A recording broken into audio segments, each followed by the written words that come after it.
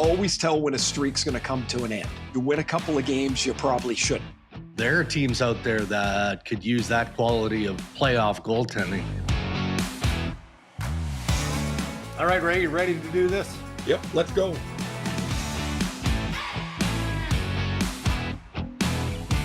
Powered by Red Media in partnership with TSN, it is season 7 of the Rain Dregs Hockey Podcast, presented by our title sponsor, Tim Hortons.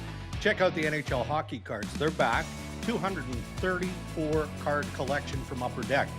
You can find your favorite NHL stars, rare autographed cards, specialty inserts.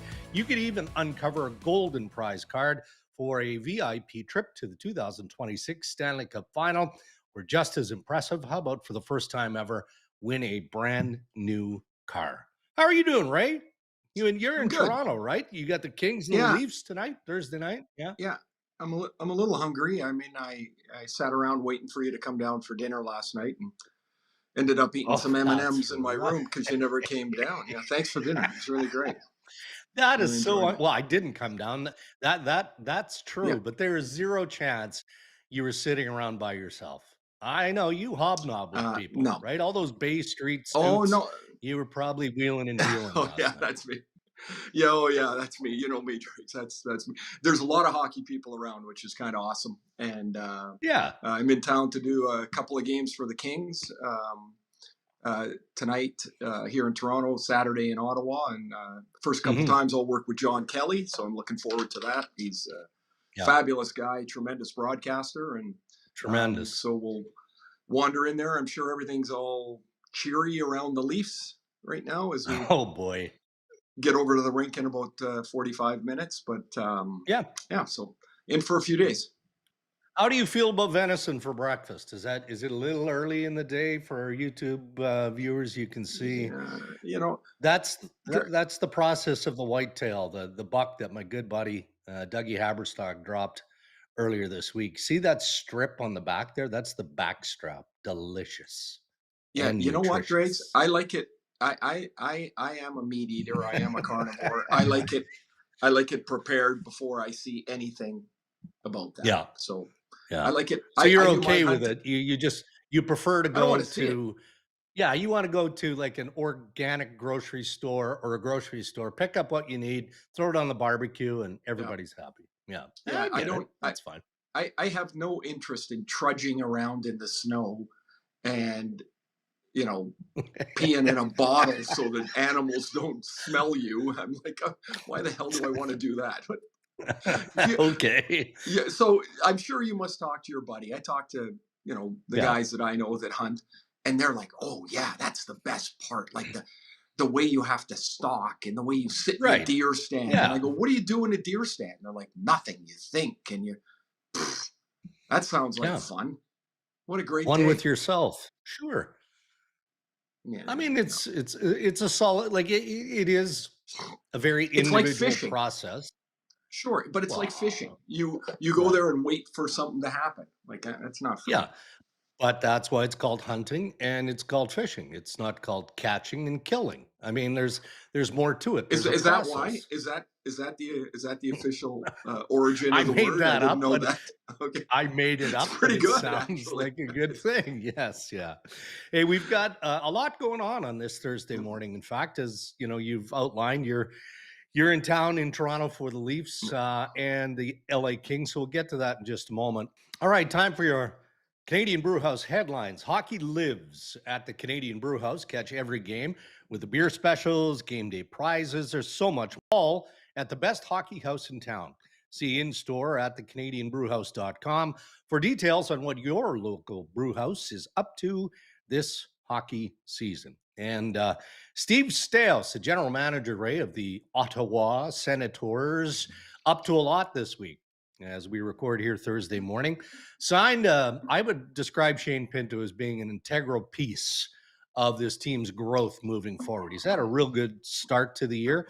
So they extend Shane Pinto 4 years at $7.5 million annual average salary. And Correct me if I'm wrong, but based on not just the productivity here of Pinto, but the overall game, he, by the way, is in the mix with Team USA. He probably should be based on his versatility. That, with an escalating salary cap, sounds like decent value for Pinto and the Ottawa Senators. Well, I think we have to look at the numbers differently because of the way the financials will change over the next couple of years. Few things to think of. Clearly a premium position. Everybody in the league is looking for centers, it appears. And you've got a young guy that is clearly on the upswing, like moving into the prime of his career. He's a really, really very solid player, and he's shown some offensive chops. I mean, he's a good player. I like this deal for a number of reasons, but simply he's a good player. And if you don't get your good players signed, when where are you going to find the next good player? The other part of this about the cap, I think we've got to remember, not all the owners are going to decide to spend to the cap. No, like that's like, just because it goes up to 100 and whatever million it's going to, that doesn't mean it's like a moth to light, that they're all going to end there. I mean, there's going to be some teams that are going to be at the they're going to be $10 million below the cap, and that's going to be a new reality too. And how I think they'll spend to the cap or near it, depending on where they are in the cycle of their team. And as of now, I don't know if you're aware of this. Somebody pointed it out to me, and I'm like, it can't be true, but so I'm going to go look. In the NHL, 32 teams. How many teams are below 500? Not that many, right? 5. Five. Yeah. That's it. Yeah. And so Toronto's 8-8. Toronto's 8-8-1. Vancouver's 8-9-1, and then St. Louis, Buffalo, Nashville, Calgary. Buffalo, Nashville, Calgary are a bit behind the pack, but it's so jammed. Yeah. And so each team is going to either think they're in a win window or not. That's how they're going to spend. Ottawa feels they're on the rise, and this becomes a good contract for them. Yeah, and whether they've said it publicly or not, the sense is, Brady Tkachuk, we know, isn't available. He's getting better day by day, but Brady is the head of the snake, in Ottawa. So understandably and appreciably, he should be. But you want to make sure that the pieces that insulate and support Brady and make the team better are in place moving forward for the next couple of years, because all of a sudden his deal comes up, and all right, hold on a minute now you're going to spend some dollars. But the note being that for the last few seasons anyway, they've focused on making sure they've got a real strong group around Brady Tkachuk, and Shane Pinto is a big part of that. And they're the right age, right? You want to teams would love to grow if they can with an age group that's pretty packed together in a 3 or 4 year window. And in Ottawa, their best players are all around their early 20s, so that it becomes a strategic thing as well, as you mentioned. Small Canadian tour here. Again, we'll talk about the Oilers game last night. They've won a couple of games in overtime, but because you're in Toronto and we referenced what the Maple Leafs are going through and how tight the standings are, so LA taking on the Leafs tonight, Thursday night. The Maple Leafs with some issues. A variety of them, in fact. Most pressing right now is a couple of key injuries. Anthony Stolarz left after the first period earlier this week in Boston. He doesn't seem too serious. This is more of a day-to-day thing, right? So they've called up Akhtiamov from the American League to work with Dennis Hildeby against the Kings. Auston Matthews, the captain of the Leafs, more concerning. I'm not sure specifically what the injury is, whether or not it happened with the Zadorov hit in the second period on Tuesday or not, but he's likely going to be out a week, which isn't a big deal, aside from the fact that the team is playing lousy. That's a big deal.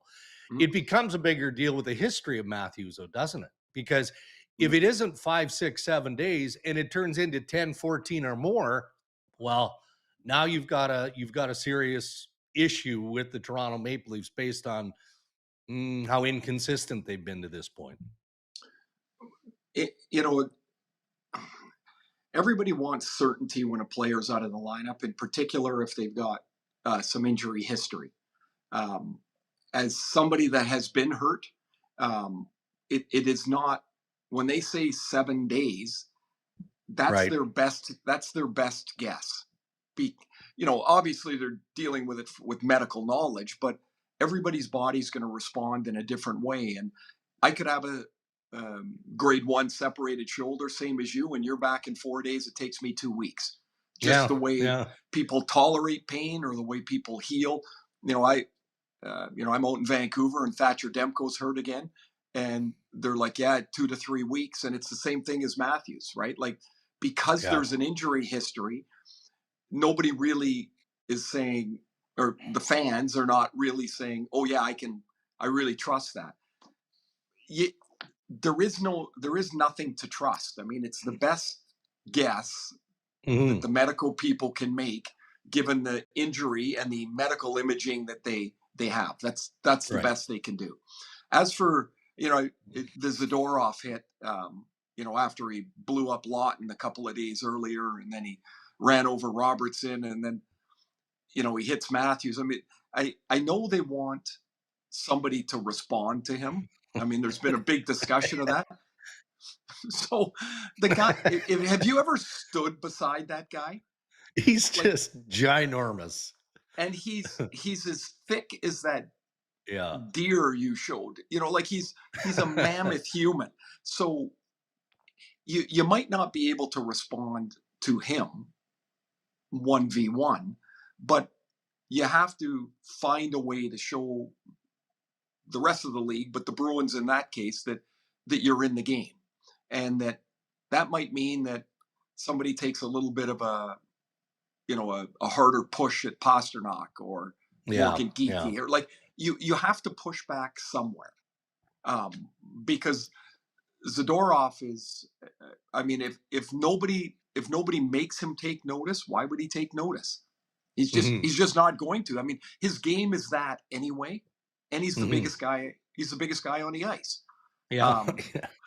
But man, you mentioned the 2 injuries. They've also given up 15 goals in 3 games. They gave up 4 breakaways the other day. It looked like a peewee game In one period. Yeah. And from the red line in, it was like Crazy. a shootout.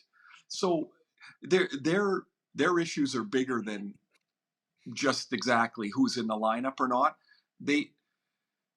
They're not committed to the game right now, and the commitment to the game. When I say that, I think everybody tries, but they're not committed to the game.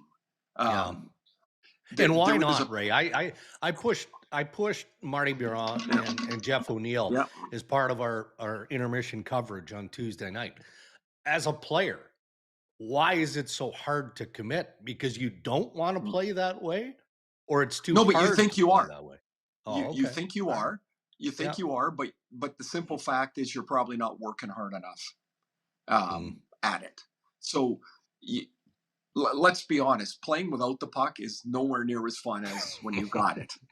And so you might be 70% to where you need to be, like defensively. And you're like, oh, I got to take a couple hard strides. And instead of 3 hard strides, you take 2 hard strides. Now you think you're in position, but the puck goes by you. Now you're beat. Now the next guy's got to react. And he's a half a stride slow. And pretty soon everyone is guessing.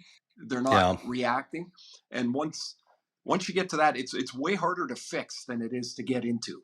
And as a real, I'm sure they're aware they can count. That's a lot of goals against, and I'm sure they'd like to stop it. But right now, they just don't seem committed to playing enough of a game to make that stop. Never mind about the offense; they're going to score eventually, but and score enough. But my goodness, they're 5 a game. You got no chance.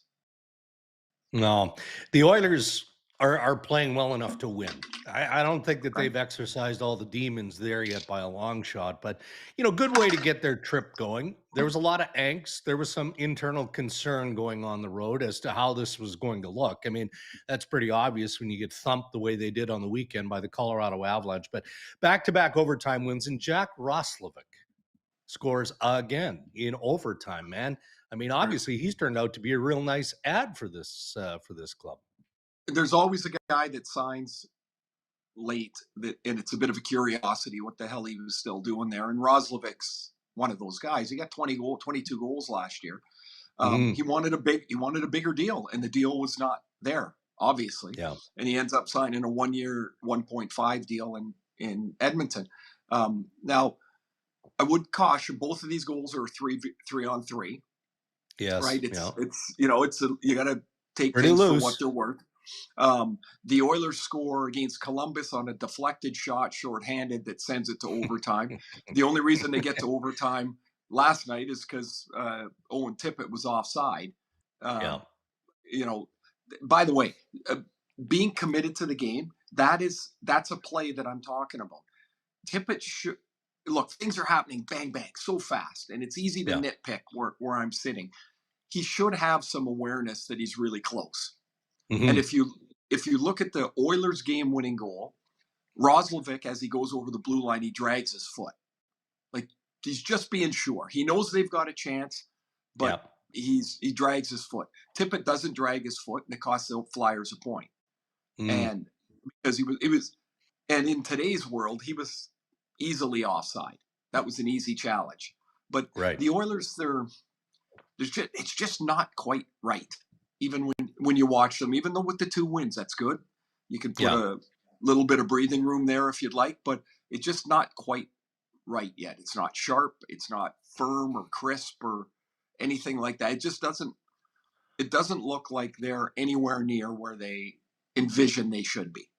How much does it help when you can stabilize your lines? Hyman's really, really close. You got Janmark back, right? So I would think Chris Knobloch is salivating the thought of getting this guy back for a myriad of different reasons. But just as important is that now you can look at your lineup and go, okay, well, this line should work. That line should work. Okay, our third line is a pretty good line now with players slotted where they should be on that third line. So when you have that stability, should it pay off in the long run? I always preferred to know who I was playing with. It was always more comfortable. Now it's morphed into, instead of lines, in pairs. Right. But Edmonton hasn't even had pairs. Not really. This year. And don't forget, like, Hyman's been out since last May, and he's going to come back, and it's going to take a bit. I mean, he might start great. A lot of guys come back off IR, and they have a good little burst of energy early, and then conditioning gets them, or the breakneck schedule will get them, and like, it'll take them a few weeks. But I mean, without question, they're a much better team, a more competitive team with Hyman in the lineup. No doubt. We touched a little bit more on Zadorov and his effect on the Maple Leafs through 2 games. But what about the Boston Bruins overall, man? Cool. Like, they've won 7 in a row. Nothing seems to be pretty with this group other than David Pastrnak. I mean, he scored his 400th the other night and is just loving life right now. But they're finding ways to win, which, as you established a few minutes ago, with the parity that exists in the league, with so many teams just in the fight, you got to squeak one out every once in a while and have to be able to offset your losing stretches with runs. Maybe you don't expect to win 6-7 in a row, but all of a sudden now Boston is neck and neck with Montreal atop the Atlantic Division. That's incredible. Yeah, I don't know too many people that would have thought that was the case. That those 2 teams were going to be right at the top of the division, but the Bruins made a concerted effort to try and be a harder team to play against. I mean, the skill guys are hard to get, impossible to get, really. As you look around the league, and so they went to get bigger and tougher, and they're a limited team that relies a lot on a few people to provide their offense. And I think Geekie's got 11 goals. Pastrnak is just he's an amazing player. But 7 straight means that you're keeping the puck out of the net. You're getting good Yeah. goaltending, right? You're getting contributions around the lineup. It's been a really good 4 weeks for them. And Dregs, we had talked not that long ago that sometimes you can't fool yourself. You have to move into a different phase. And we were talking about the Bruins specifically at that time. Mm-hmm. Now this is a great stretch for them, and you just keep putting the points in the bank as much as you can, right? And maybe down the line you hit the skids, but you've already got these points in the bank. You're not clawing and scratching, and it's been a really great stretch for them. Yeah. Fun Devils game last night. Well, fun for the Devils, I suppose, right? Big night for Simon Nemec. Whoa, how about that, eh? Like hat trick. Is it his first career? I would think so. Oh, I think he's probably got 6 career goals. I mean, like it's maybe I don't have his DB, but I watched snippets of it last night, and it was a bit of a back and forth, obviously. But Simone gets a tying goal, and then the overtime winner to complete the hat trick in that 4-3 win. But again, just a staple of when you're surfing. I don't know how many people would earmark the New Jersey Devils, Blackhawks, games like that. I mean, you've got star power, of course, in Bedard and Hughes, and go down the rosters here. But that one just had it was fun to watch in terms of the level of creativity, and coaches probably didn't love it because there was a ton of back and forth in that one as well, which can get a little tough for head coaches at time to time. Yeah, the Devils are skilled, right? And we know the Blackhawks have some skill, and they're on the rise. I mean, did you happen to see when Dylan hit Bedard? No, I didn't. He was coming blew him up. Yeah, he tries, when Bedard pulls it in tight to his feet and tries to go from his right to his left, and the big boy was in the way, and that went predictably, and except then he popped right back up, and they're zipping the puck around the zone, and I had to watch it a couple times because it really cracked me up with watching Jacob Markstrom in the crease. It's like they didn't drop one banana on the Bedard goal. Oh my gosh, he was all over the place, and finally Bedard just shot it into the empty net. Markstrom is 10 feet in front of the crease. At one point on his side, then on his back, doing kind of a snow angel, and so Bedard continues his point streak. But by the way, Nemec has got 9 career goals. He's got 4 this year. But remember, it wasn't a year ago, and there was all kinds of angst about this kid, about second pick in the draft. Is he ever going to get it? And is he ever going to get it? He's 21. Right. And these young guys, man, look at how they've all started to pop. And it's a bad time to give up on a young guy unless you see something that you need to have elsewhere. But I mean, they have high hopes, of course. They drafted him 2nd overall. And that game was fun. It was flicking around, as you mentioned. It was fun to watch. Fun day. Yeah. Ray, when we talked about the Shane Pinto extension, I referenced the fact that, Pinto is in the mix with Team USA. He should be. I mean, he's a versatile player, right side draw, man, all of that stuff. I get it.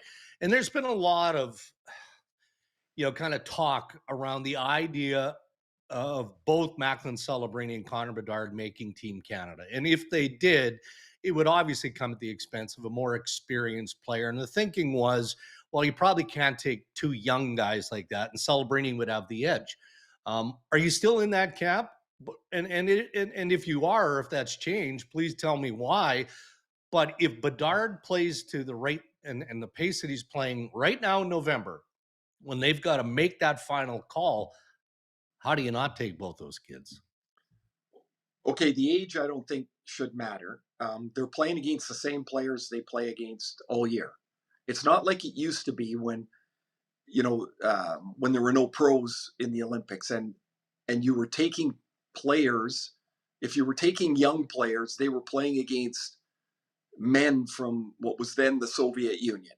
And you're like, can they handle these players? Well, Celebrini and Bedard and Leo Carlsson, who's obviously going to be on the Swedish team, they're all 20, 21, 22 years old. They're playing against the same players. They're just going to wear different jerseys. And yes, the pressure will be different, but these guys have played for their young age. They've played pressure-filled games, whether it's at the World Juniors or the World Championships, whatever it is. They've played them before. If they belong on the team, I think you take them. Celebrini's all-around game fits better, I think, for versatility. Right. And again, I've mentioned this before, I think, Drakes, that we got to remember they're not going to go there. Not just those two, anybody. They're not going to go there and play 20 minutes. So can they be effective in 7 to 10 minutes or whatever whatever the number is going to be? And that's part of the evaluation that they'll make. It's not a skills competition. It's like, how can they build the best team? They need a few penalty killers. They need some guys that can provide energy. They need guys that can move up and down the lineup. It's different than the Four Nations, which was just this 7-day sprint. Like the Olympics is a tournament. A lot of things can evolve and change, and you've got 14 forwards. So if you were going, I would say perception is Celebrini's ahead of Bedard. But, yeah. And if he's ahead of him, what if you took Bedard as your 14th forward? But if you do, does that mean no Suzuki, no Scheifele? Like they can't take them all. And there's gonna be 3 or 4 forwards in particular where people are gonna go, oh, I think they messed up. Right. That for sure it's gonna happen. But I think they have to at least be. They got to be in this final 35 consideration, and for the U.S., I'm like, there's going to be changes off of their team too. You think Cole Caulfield's not in the mix? Tage Thompson, of course they are. Like, of course they are. And you mentioned Shane Pinto. It's like it's not like it used to be where the old guys were so far in front that you're like, nah, we got to take them because of seniority and they're veterans, and these young kids are better than they've ever been. And I think they're really, there's a good case for them forcing their manager's hands. All right, let's wrap up the Canadian Brewhouse headlines with the New York Rangers. Hey, they're better than they've been in a while, right? They're much better with Vinny Trochek back into the mix. Oh, for sure. He scores 2 on Wednesday night. Artemi Panarin, what do you have? 4 assists in the 7-3 win over Tampa Bay. Now, granted, Tampa Bay is like, what are they, 7 men down with injury? I mean, it's ugly for them right now. Yeah, they're limping along, and every team's going to get it, right? It just is going to happen. How about Panarin though? He shaved his head, and then all of a sudden he's back scoring again. Maybe he did it a few years ago, and the Rangers, if they can not play at home, I think they're going to be okay. Man, what a mess they've been. Bizarre, crazy. But Trochek he adds life and energy and to their team, and he makes Lafreniere better. Lafreniere and Panarin go together now with Trochek. That gives them. They've got the Gabe Perreault's up, and he's with Zibanejad and Miller and all. Yeah. You go, oh, that's a little different top 6, right? And so maybe they can catch fire for a little bit here. I mean, they're kind of scraping along, but they're they got 9 wins, and it's not a disaster. It's never as bad as you think it is. Put it that way. Yeah. Until it is. And somewhat in relation to the New York Rangers, I've saved the best for last here. And Larry Brooks, longtime journalist, hockey writer with the New York Post, was one of the best. He really, truly was.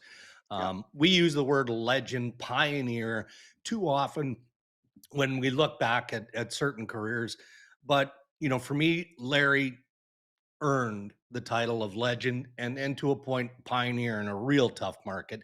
Sadly, Larry passed away after a brief battle with cancer earlier this morning, Thursday morning. And must read. Is it like, I mean, Larry, again, historically, you know, we all think of the exchange that he had way back in the day with John Tortorella. Guess that's what I'm saying, Brooksy. You know, like that is never, ever, ever going to fade.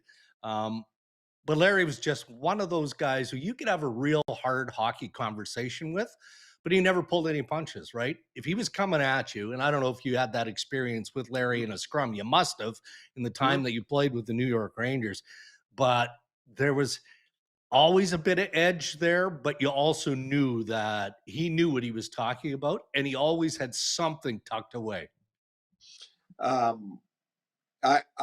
loved being around and having chats with Brooksy. He was man, if you wanted to know what was going on with the Rangers, he knew. And he was like, and I don't mean just that, he had inside stuff. He had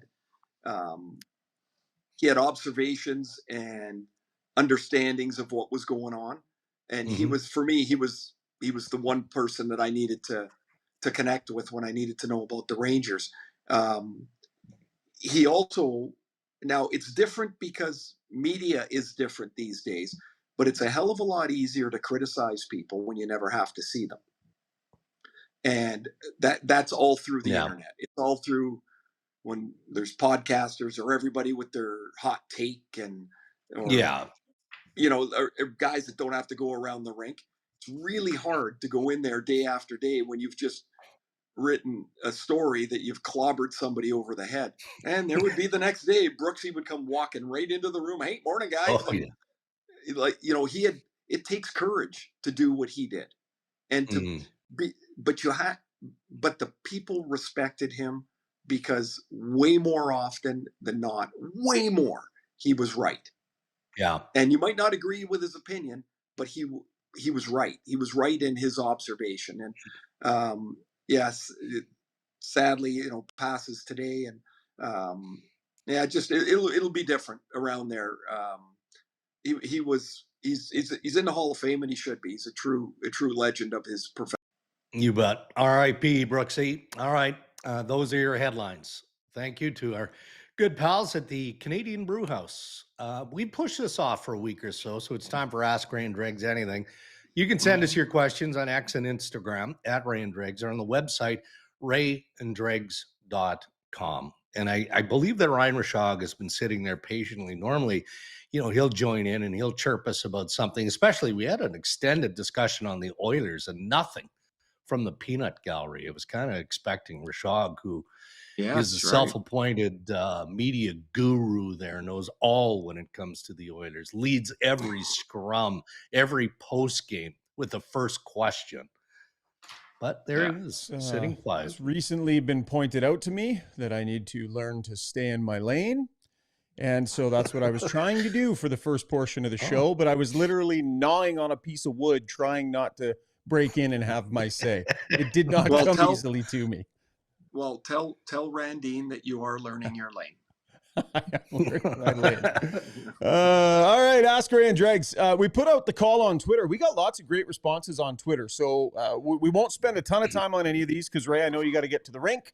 But I do want to get to some of these because people are taking the time to send us some good thoughts. So we'll start with Felix Talks Puck over on Blue Sky Social. And he fires in, and the tweet we sent out had a picture of Macklin Celebrini. I know you guys talked about him today.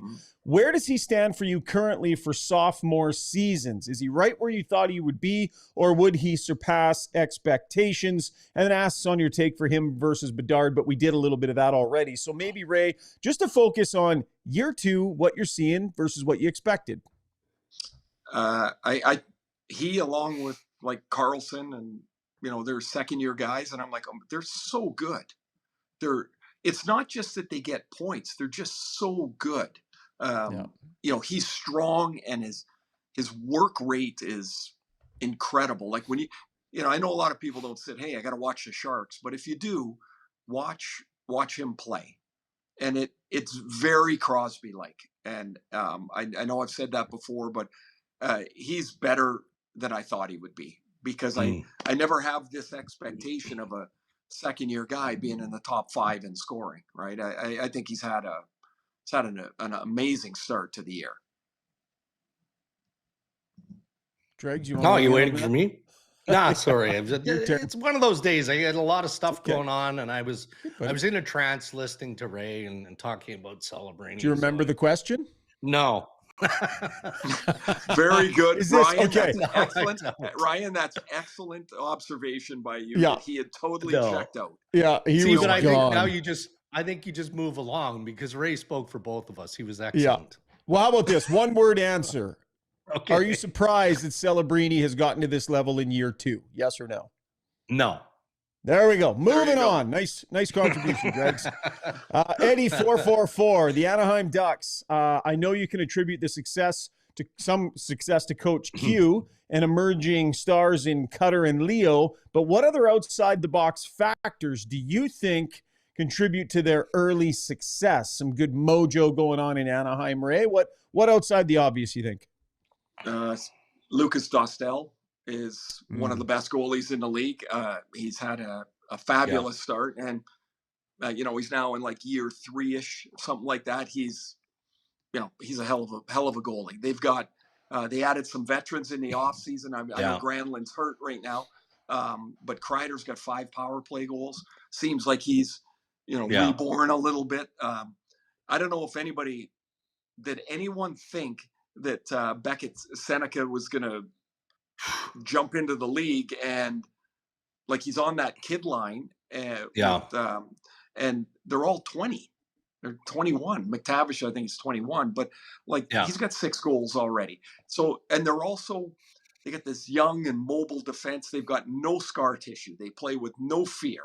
They just skate. And until they ran into Colorado, like everybody else, which was a dead end the other day, man, they've been really good. I would say those factors probably contribute in a little bit. I mean, they are young, and are they ever skilled? Man, they're a fun team to watch.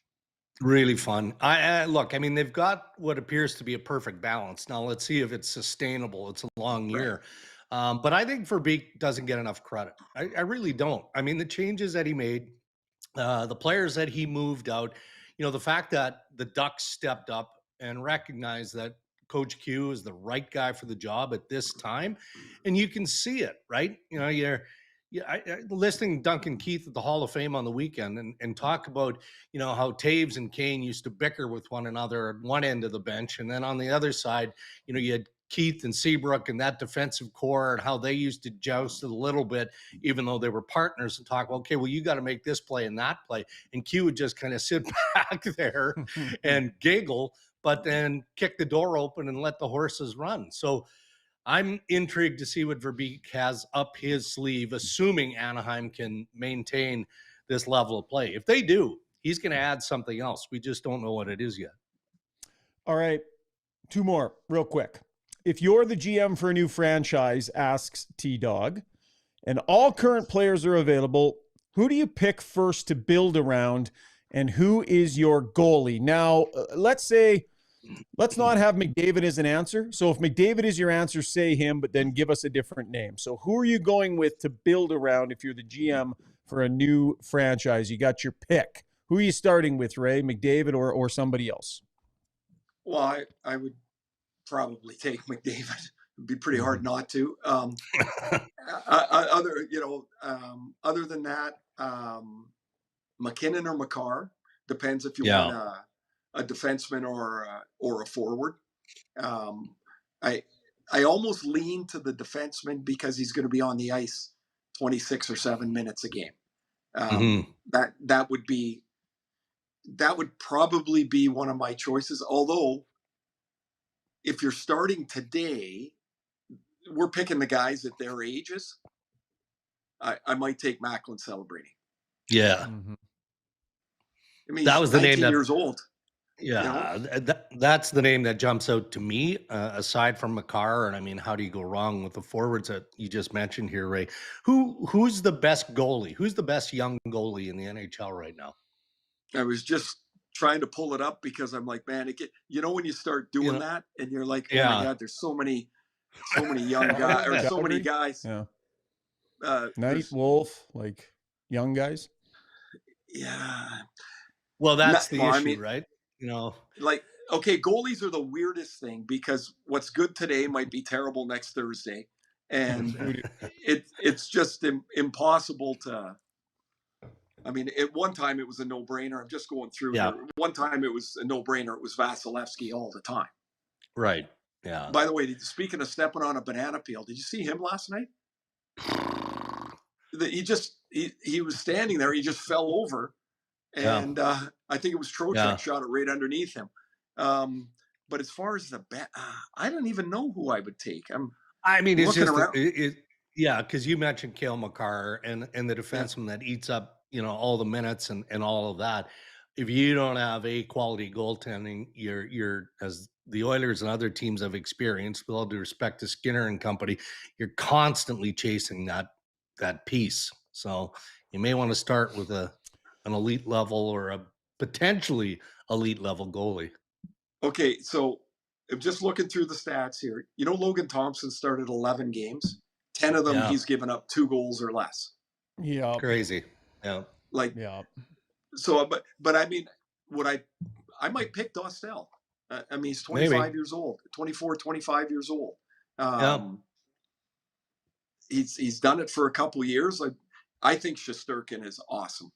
I think he is an amazing goalie. So there you go. We picked a goalie, we picked a defenseman, we picked several forwards. We nailed it. Yeah, picked about 6 goalies in the end there. All right, wrapping up here. Well, who would you pick there, Charlie? Who would you? Yeah, all the guys you said. All the guys you said. Stacey Hunt says, if the NHL wants to get more interest in the All-Star game, why don't they simply tout it as a game to decide which hockey generation is better? Have the current stars use equipment, sticks, and skates of Gretzky Lemieux's generation all weekend long. Obviously, Stacey, it's not going to happen. But I read that and I laughed. How much would you guys love to see Nate McKinnon in, Gretzky's gear? And how do you think they would do, Ray?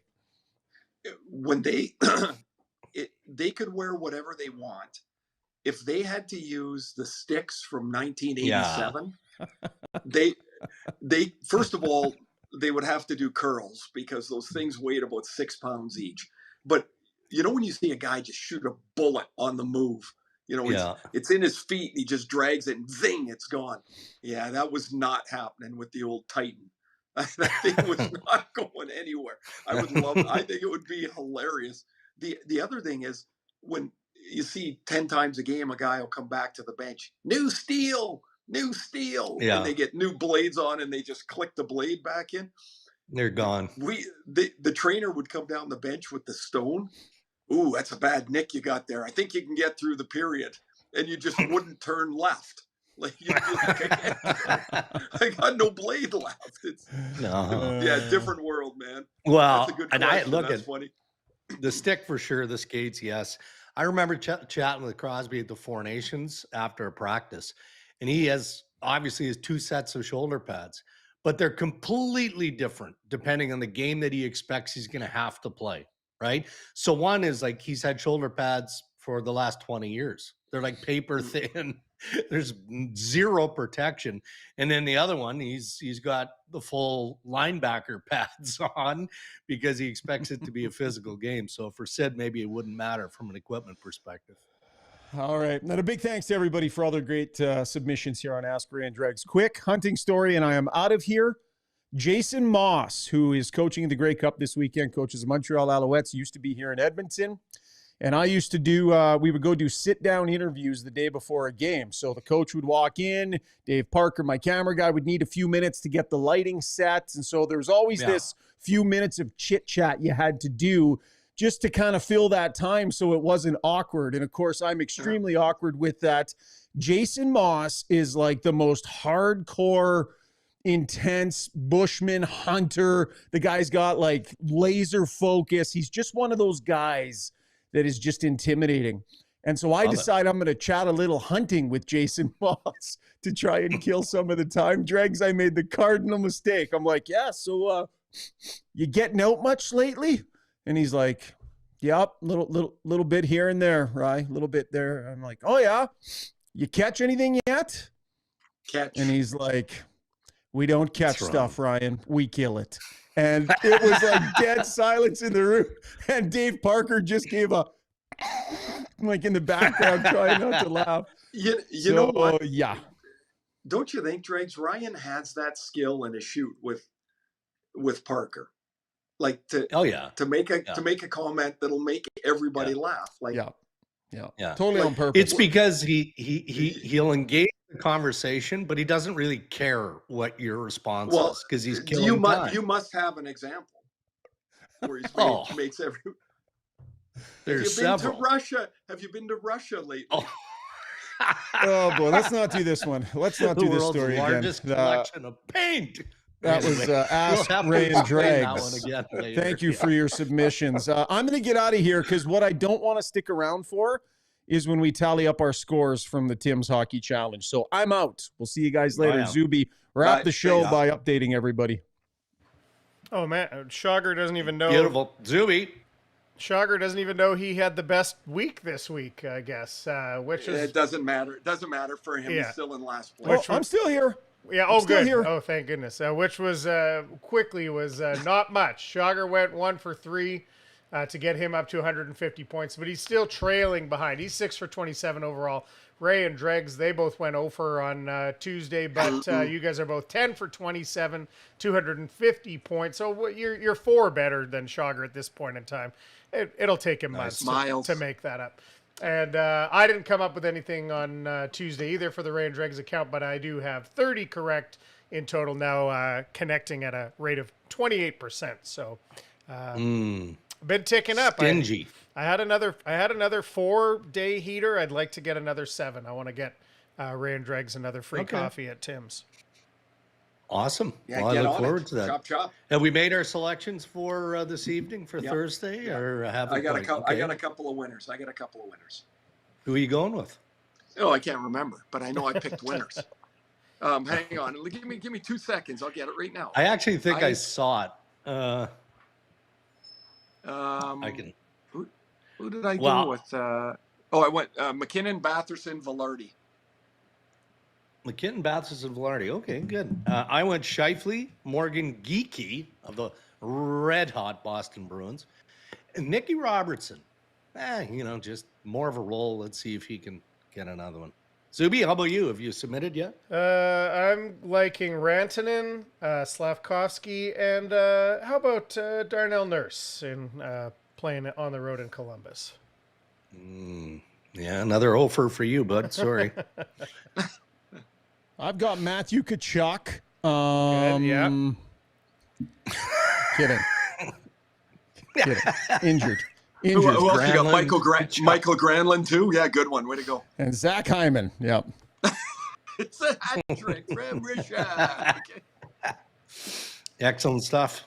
All right, fellas. Thank you. Look forward to the visit on, I guess, Tuesday at some point next week, and we can berate each other again on the Tim's Hockey Challenge. Yep. All right, Ray. You've got the Kings, you've got the Leafs, and then homeward bound. Gotta go. Yep, gotta go. We got Kings and Leafs, Senators, and Kings on Saturday, home Sunday. Nice. And then I'm home for 2 weeks. So looking forward to getting there. So good everybody deal. Have a great weekend. Enjoy. Dregs, have a great weekend. And we'll talk next week. Thanks, everybody. Yes, thank you to our sponsors who support Ray and Dregs and make the podcast possible. Our title sponsor, Tim Hortons, and the Canadian Brew House. Until next time, stay safe, everybody.